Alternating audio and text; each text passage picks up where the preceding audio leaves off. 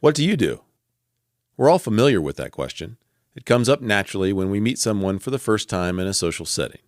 Its usual purpose is to learn what someone does for a living to keep food on the table and a roof over their heads. In this episode, however, we'll repurpose this old question in a new way to help you know yourself better and discern even more clearly the paths in life for which you're uniquely made. It will become a new tool in your ongoing quest to live your life with guts, gusto, and abandon. This is Andrew Petty is Dying, where we tap into the power of our mortality to become the people we were made to be and live the lives we were made to live. I'm your host, Andrew Petty, and I'm dying. I hate to say it, but so are you. I seek to understand how we should conduct ourselves in this world to produce the best results with our lives. That's my most current answer to the repurposed version of the familiar question, what do you do, that I'm sharing with you today.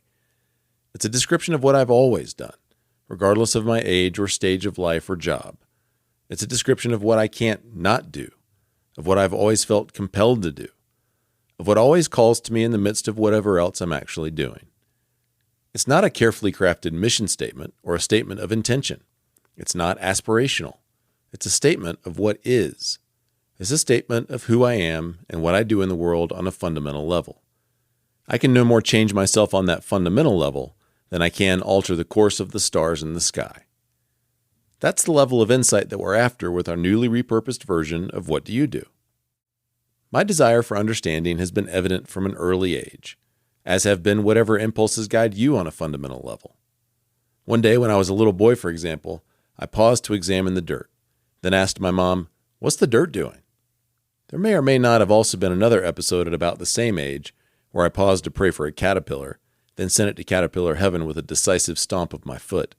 My mom still hasn't gotten over the shock. She thought I was praying for its welfare, but apparently I was administering its last rites. But I digress. The big benefit of knowing what we do on a fundamental level with this kind of clarity is that it strengthens our sense of who we are and what we're here for. Enlightened and strengthened in these ways, we can then pursue personal and professional paths that align with what we do on a fundamental level. What we do for a living to keep food on the table and a roof over our head can be a natural extension of what we've always done and will always seek to do on the deepest levels of our being. I'm grateful that what I do for a living is a natural extension of what I do on the most fundamental level. I've discovered that marriage between both levels of doing, so to speak, is a self-perpetuating engine of growth, both fed by and feeding the very processes that drive it. Life is hard enough without the added hardship of persisting in personal and professional paths that don't align with who we really are and what we really do. And the world needs all of us as fully engaged in our unique purposes as we can possibly be. How confident are you in your current answer to what do you do? I've arrived at my current answer to this question through ongoing observation of myself as I move through the world. But that observation has occurred in the grit and grime of real life, not from behind glass with lab coats and clipboards. My conclusions at this point are based upon real-world trial and error, successes and failures. They are the result of countless implementations of my formula for human growth: insight plus action equals transformation. My answer is also based upon others' feedback about what they observe in me. I've proactively sought that feedback from family, friends, and professional acquaintances. I've also enlisted resources like coaching and therapy to create the kinds of insights that those kinds of partnerships are especially good at creating. My answer will continue to evolve, too, as long as I stay engaged in the question and summon the courage to act upon what I learn. What one or two observations have you made about yourself so far in life that help you better understand what you do on a fundamental level? What do you do is a familiar question that you can repurpose in a new way to help you know yourself better and discern even more clearly the paths in life for which you're uniquely made. It takes time and awareness to wield this tool, and all of us are capable of wielding it well if we choose. It takes courage to act upon the insights we gain, forsaking paths that aren't ours in favor of ones that are.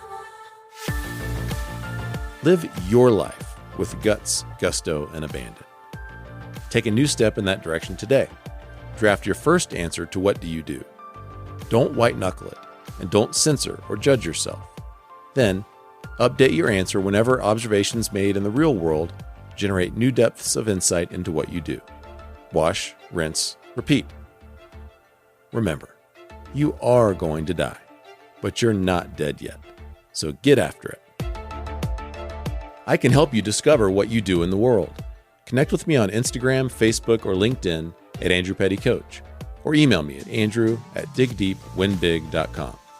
To learn more about the Graveyard Group, where you get invaluable insight and feedback from your own confidential board of advisors, visit digdeepwinbig.com/the Graveyard Group. One final note before I sign off today. I'll release one more episode in June before I take a creative break for the month of July to rest and retool. I look forward to returning refreshed in August. I'm so glad you tuned in today. Don't forget to follow this show, and I'll see you next time on Andrew Petty is Dying.